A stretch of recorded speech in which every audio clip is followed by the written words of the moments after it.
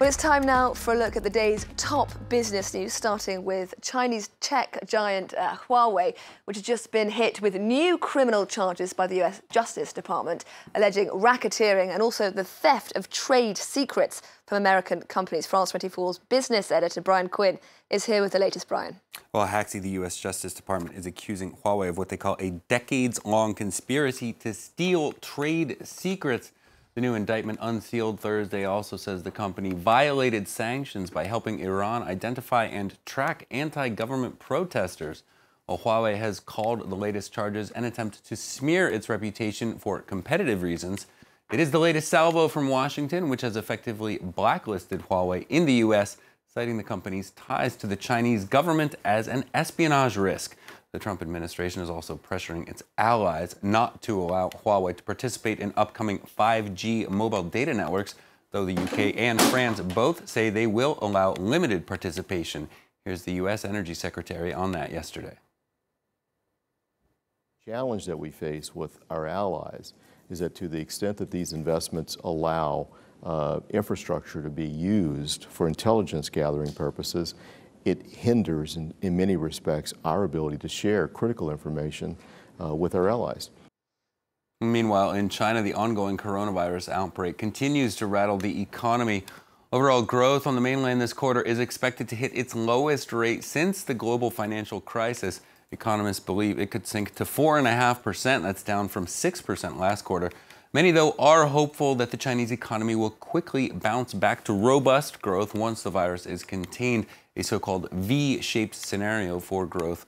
The International Monetary Fund says the long-term outlook for China remains stable, but the short term will depend on bringing the disease under control. Take a listen.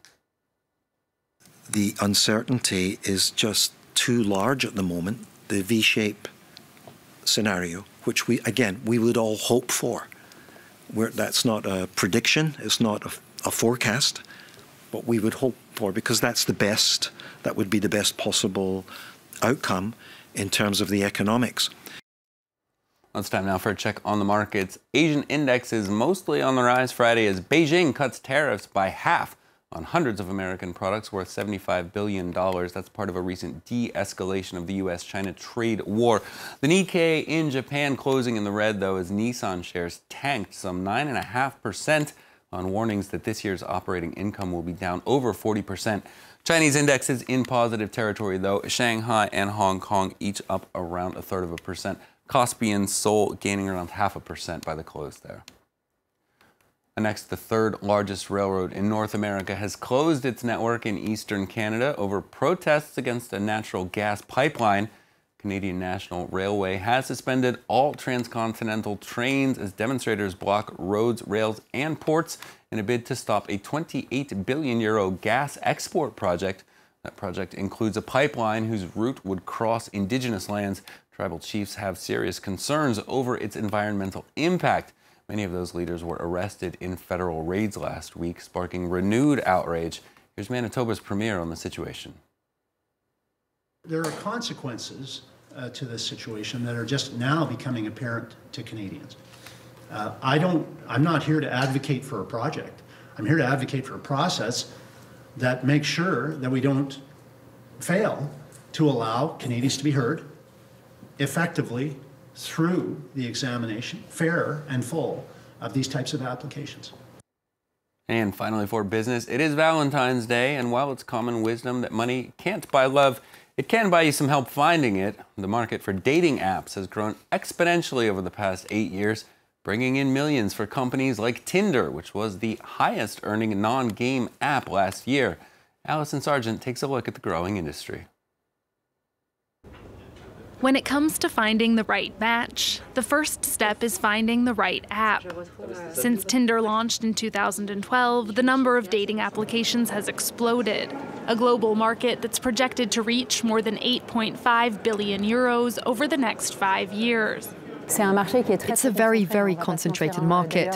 In fact, Tinder is the same parent company as Mythique. It's the same parent company as Match. All of the big players are held by the same hand. That hand belongs to Match Group, which owns 4 out of 5 of the most popular dating apps in the U.S. Top-ranked Tinder is also a top earner, Last year, it beat out Netflix as the #1 app for consumer spending worldwide. Tinder's dominance may be tested by the arrival of the new Facebook dating app, which launched in the US and parts of Asia last year. So far, Match Group says it hasn't felt the consequences, and founders of smaller apps say there's plenty of room for everyone. It's a market that still has an absolutely incredible reserve of potential. Our job is to help those who are struggling to meet people. According to Match Group, outside of the US and Europe, around 2/3 of singles have never used a dating app, meaning for companies seeking new clients, there are still plenty of fish in the sea. Big business love there, Haxie. It would seem so. Brian Quinn with a look at the business news. Thank you very much indeed.